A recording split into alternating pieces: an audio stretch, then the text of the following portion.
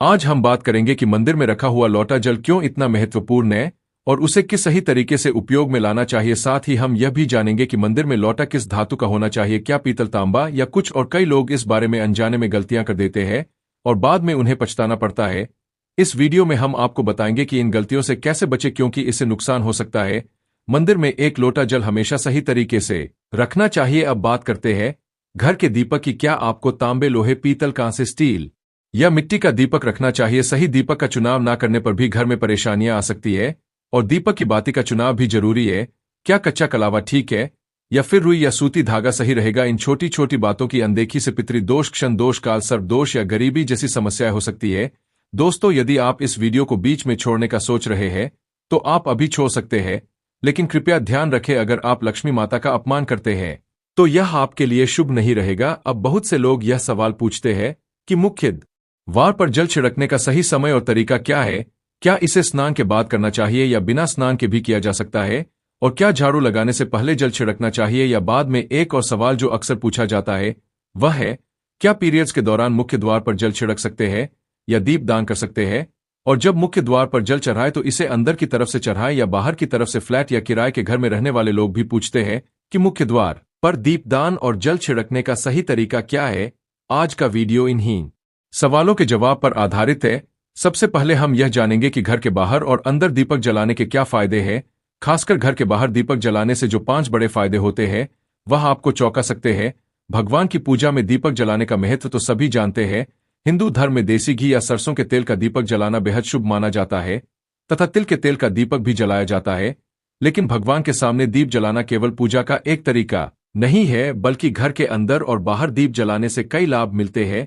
दीपक जलाने से न केवल सकारात्मक ऊर्जा उत्पन्न होती है बल्कि 5 बड़े फायदे भी मिलते हैं। तो आइए जानते हैं। नंबर 1, पृथ्वी से अंधकार दूर होता है। घर में दीपक जलाने से न केवल घर का अंधकार दूर होता है बल्कि यह नकारात्मक ऊर्जा को भी घर से बाहर कर देता है। जहां दीपक जलता है वहां सकारात्मक ऊर्जा का वास होता है। स्वाभाविक है कि जहां सकारात्मक ऊर्जा होगी वहां भगवान का भी वास होगा, इसलिए शाम होने से पहले दीपक जलाना शुभ माना जाता है। तेल से जलने वाले दीपक का असर उसके बुझने के बाद भी आधे घंटे तक बना रहता है, जबकि शुद्ध देसी घी का दीपक वातावरण को करीब 4 घंटे तक सकारात्मक रखता है। नंबर 2, दीपक जलाने का वैज्ञानिक लाभ। जब घर में शुद्ध घी या सरसों के तेल का दीपक जलता है तो उसके धुएं से घर के माहौल में सात्विकता आती है। यह धुआं हानिकारक कणों को नष्ट करता है और वातावरण को शुद्ध बनाता है।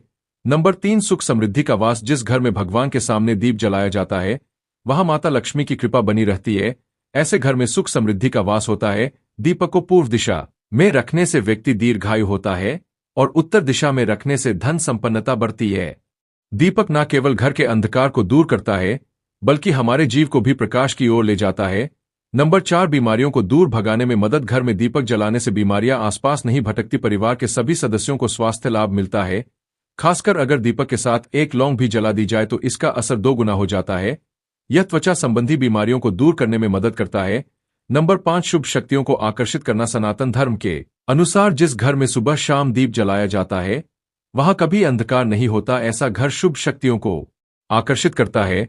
जलता हुआ दीपक शुभ शक्तियों को चुंबक की तरह खींचता है, जो घर के लिए अत्यंत लाभकारी होता है। तो दोस्तों, अब जानते हैं कि मुख्य द्वार पर जल छिड़कने का सही समय और विधि क्या है। अगर आप मुख्य द्वार पर जल चढ़ाते हैं तो आपको यह ध्यान रखना है कि जल को रात में सोने से पहले एक पात्र में भरकर रखना चाहिए। आप कोई भी पात्र ले सकते हैं, जैसे तांबे, पीतल, स्टील या चांदी का। यदि गंगाजल उपलब्ध हो तो उसे थोड़ी मात्रा में डालें और फिर शुद्ध जल से पात्र भर दे। अगर गंगाजल नहीं है तो केवल शुद्ध जल भी पर्याप्त है। इस जल से भरे पात्र को अपने घर की रसोई में रख दीजिए। सुबह उठकर इस जल का छिड़काव अपने घर के मुख्य द्वार पर करें। मुख्य द्वार पर सुबह सबसे पहले छिड़का गया जल घर की सभी समस्याओं को दूर करता है। यदि आप नकारात्मक ऊर्जा, मानसिक परेशानी, आर्थिक तंगी या वास्तु दोष से परेशान हैं तो यह उपाय आपकी मदद करेगा। रसोई में रखा जल मुख्य द्वार पर छिड़कने से आपके घर की परेशानियां समाप्त हो सकती है। यह उपाय न केवल वास्तु दोष और पितृ दोष को समाप्त करता है बल्कि तंत्र मंत्र या बुरी नजर के प्रभाव को भी खत्म करने में सहायक है। इस उपाय को नियमित करने से घर में सुख समृद्धि बनी रहती है और बीमारियों से भी मुक्ति मिलती है। आपको यह जल सूर्योदय से पहले मुख्य द्वार पर छिड़कना चाहिए। अगर सूर्योदय के बाद आप मुख्य द्वार को अन्य जल से धोना चाहे तो यह कोई समस्या नहीं है, लेकिन यह विशेष जल सूर्योदय से पहले ही छिड़क दिया जाना चाहिए। अब कई लोग पूछते हैं कि क्या यह जल छिड़कने से पहले स्नान करना जरूरी है या बिना स्नान किए भी इसे किया जा सकता है। देखिए, जो जल हम सुबह मुख्य द्वार पर छिड़क है, वह एक महत्वपूर्ण उपाय है। इसे स्नान करने के बाद करना आवश्यक नहीं है। सुबह जल्दी उठे, सबसे पहले रसोई में जाए और पहले से रखे जल को लेकर मुख्य द्वार पर जाए। मुख्य द्वार खोले और इस जल का छिड़काव करें। जल छिड़क समय अपने पितरों और मां लक्ष्मी का ध्यान जरूर करें। ऐसा कहा जाता है कि सुबह सुबह मां लक्ष्मी हर घर के द्वार पर आती है।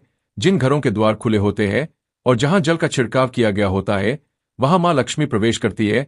जल छिड़क समय अपने मन में मां लक्ष्मी से प्रार्थना करे, हे मां लक्ष्मी, कृपया मेरे घर में प्रवेश करें, मैं आपका स्वागत करने के लिए तैयार हूं। इसके बाद पितरों का ध्यान करें, क्योंकि घर की दहलीज को पितरों का वास स्थान माना जाता है। जब आप दहलीज पर जल छिड़के तो पितर प्रसन्न होते हैं और उनका आशीर्वाद आपको मिलता है। स्नान करने की आवश्यकता नहीं है, आप बिना स्नान किए भी यह कार्य कर सकते हैं। अब आपके अगले प्रश्न की बात करें, क्या जल का छिड़काव झाड़ू लगाने के बाद करना चाहिए या पहले? इसका उत्तर यह है कि सुबह उठने के बाद सबसे पहला कार्य जल का छिड़काव करना चाहिए। इसके बाद आप झाड़ू लगा सकते हैं। सुबह उठते ही सबसे पहले बिस्तर पर बैठकर अपने दोनों हथेलियों को देखें और मां लक्ष्मी का ध्यान करें। यदि चाहे तो निम्न मंत्र का उच्चारण कर सकते हैं। कराग्रे वस्ते लक्ष्मी कर, मध्य सरस्वती कर, मूले तु ब्रह्मा प्रभाते कर दर्शन। फिर दोनों हाथ जोड़कर देवी देवताओं को प्रणाम करें। इसके बाद हाथ से धरती को स्पर्श कर प्रणाम करें और धीरे से अपना दाहिना पांव जमीन पर रखें। फिर रसोई में जाकर जल ले और मुख्य द्वार पर जल छिड़क समय मां लक्ष्मी और पिता का ध्यान अवश्य करें। उसके बाद आप अपने घर के अंदर आकर अपनी दिनचर्या जैसे झाड़ू लगाना, स्नान करना आदि कर सकते हैं। अब कुछ लोगों का यह सवाल होता है कि क्या जल छिड़कने के बाद मुख्य द्वार की सफाई की जा सकती है? तो हाँ, आप ऐसा कर सकते हैं। पहले रसोई में रखा जल मुख्य द्वार पर छिड़क दे। इसके बाद अतिरिक्त पानी लेकर मुख्य द्वार की अच्छे से सफाई झाड़ू या पानी से कर सकते हैं। कुछ लोग पूछते हैं कि अगर वे फ्लैट या किराए के एक कमरे में रहते हैं तो जल का छिड़काव और दीपदान कहाँ करें? तो इसका उत्तर यह है कि आप जहां रहते हैं वहां के मुख्य द्वार को ही माने, मतलब जिस दरवाजे पर आपका नाम लिखा हो या नेम प्लेट लगी हो वहीं जल छिड़क और दीपदान करें। अगर आपके पास एक ही कमरा है तो कमरे के दरवाजे को मुख्य द्वार माने और वहीं पर यह उपाय करें। अब अगला सवाल यह है कि क्या पीरियड्स के दौरान मुख्य द्वार पर जल छिड़का जा सकता है और दीपदान किया जा सकता है?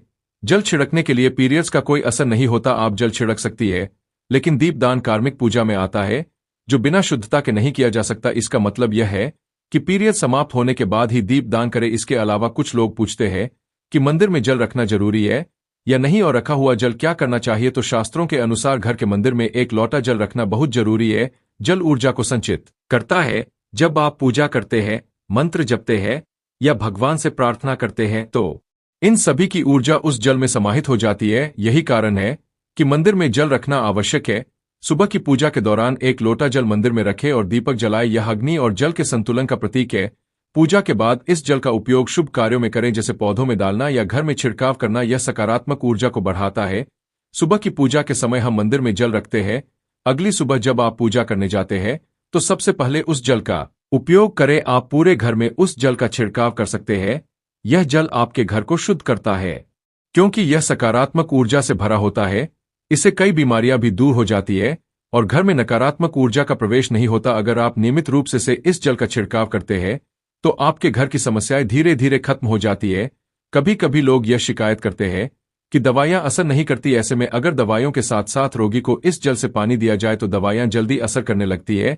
इसी तरह अगर परिवार में कलह और झगड़े रहते हैं तो परिवार के सभी सदस्य इस जल को थोड़ा थोड़ा पी सकते हैं।